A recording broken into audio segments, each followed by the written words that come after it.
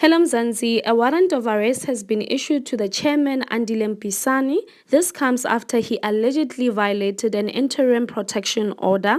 Andile Mpisane followed and threatened his ex-girlfriend Sithelo Shozi.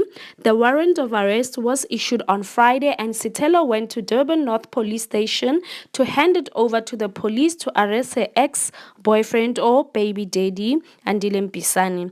But she was allegedly turned down and advised to wait until Andile violates the protection order again. So last year, Sithelo had a protection order against Andile Mpisane, and after he allegedly threatened to kill her, and this was just over a phone call.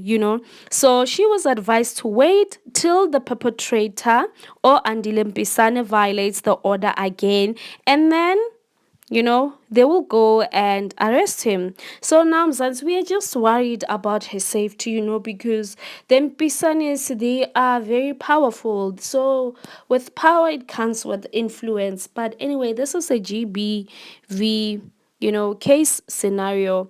Do not forget to like and subscribe to my channel till I see you again. Bye-bye.